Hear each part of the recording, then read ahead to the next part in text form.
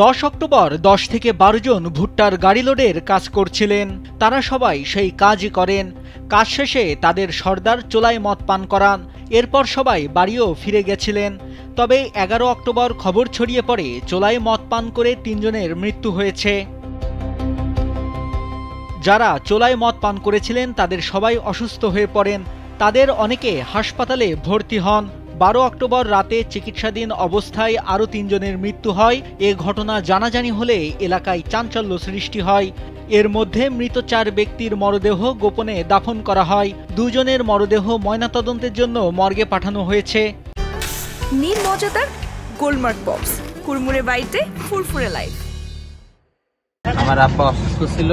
অসুস্থ অবস্থায় আপনার হাসপাতাল থেকে নিয়ে আসছিলাম। নিয়ে আসার পথের ভিতরে মৃত্যুবরণ করেছে। শুনেছি নেশা করেছে, নেশাগ্রস্ত অবস্থায় ছিল।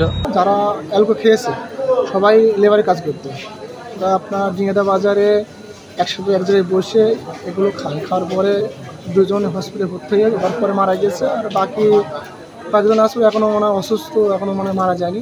হাসপাতালে চিকিৎসাধীন আলিমুদ্দিন জানান, তিনি অল্প চোলায় মদ পান করেন। সেবনের কয়েকদিন পর তিনি হঠাৎ অসুস্থ হন। তার শারীরিক অবস্থা এখন স্থিতিশীল। স্থানীয়দের অভিযোগ, দীর্ঘদিন ধরে এলাকায় অবৈধভাবে দেশি চোলাই মদ বিক্রি চলছে। প্রশাসনের নজরদারির অভাবেই এমন মর্মান্তিক ঘটনা ঘটেছে। এইটা সঠিকভাবে আমাদের তদন্ত করে আমাদের জানিয়ে দিন। আর এইসব মাদক দ্রুতভাবে নির্মাণ করার একটা ব্যবস্থা করেন। সরকারের অনুরোধ করে বলছি, মাদক দূর করেন, যে কোনো মাদক। যারা যে এগুলো করায় আপনারা তাদের তদন্ত নেন। করাই কারা? এরা তো পাই খাই ফেলে।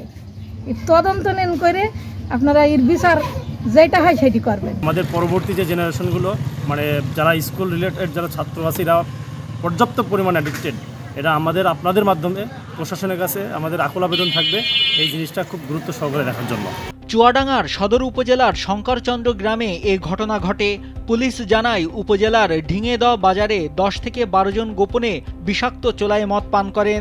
তাদের মধ্যে 6 জনের মৃত্যু হয়েছে। মৃতের সংখ্যা বাড়তে পারে। বাকিদের শনাক্তে চলছে অনুসন্ধান। 2টা পেয়েছি, আর 4টা সম্ভবত বৃহস্পতিবার দিবাগত রাতে। তারপরে 4 জন মারা গেছে, তারা অলরেডি দাফন করে ফেলেছে। আমাদের কাছে আজকে তথ্য, আমরা বাড়ি বাড়ি গিয়ে এটাই পেয়েছি যে তারা স্বীকার করেনি। এখনো পর্যন্ত কেউ স্বীকার করেনি যে অ্যালকোহলিক। তবে আমরা ডাক্তারের কাছ থেকে যে লোকটা অসুস্থ থেকে আমরা তথ্যটা পেয়েছি যে তারা এ জাতীয় দ্রব্য পান করেছিল। এ ধরনের ঘটনা দুঃখজনক। মাদকের বিষয়ে প্রশাসনের গাফিলতির কারণেই এমন ঘটনা ঘটেছে বলে ক্ষোভ প্রকাশ করেন স্থানীয়রা। দ্রুত চোলাই মদ বিক্রেতাদের আটকের দাবি তাদের। নাইমুল হাসিব, কালবেলা।